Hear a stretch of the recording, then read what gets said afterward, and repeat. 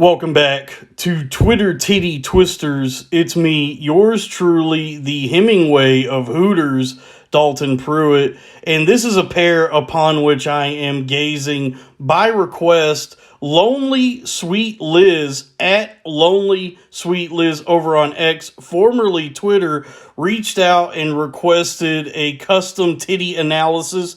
So to any gals out there who would like a titty analysis such as this one, feel free to reach out and I'd be happy to go over my rates and provide a price quote. But let's take a gander upon these puppies, because these are the kind of corn-fed slobber knockers that are a couple of wokeness enders.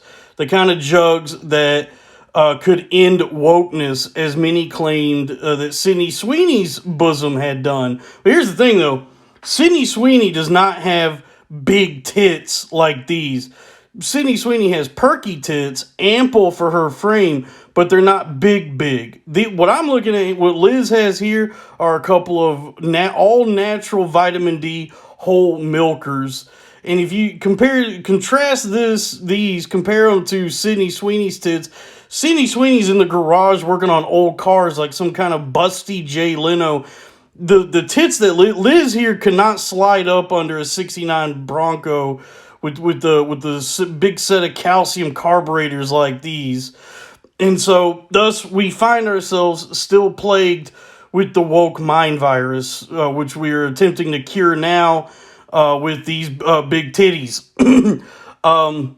But yeah, Liz's boobies are true big tits. Backbreakers. She got to take a couple of Advil each day because of what these jugs be doing to her lower back. And as such, I think of boobies like art. And as an artist must be willing to suffer for their art, so must a woman with big honkin' heavy hangers. One of my favorite novels is a book called 2666 by Roberto Bolaño. 2666 is a massive, dense, beautifully tragic novel in 5 parts. I think it's around 800 pages. It's about a Mexican border town called Santa Teresa, a fictional analog to the real-world Juarez, Mexico.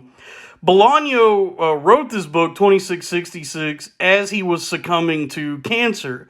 So rather than resign himself to his fate, Bolaño spent his dying days pouring all of his pain and sorrow and love and light and fear and joy and suffering and spirit into this book, this sprawling epic.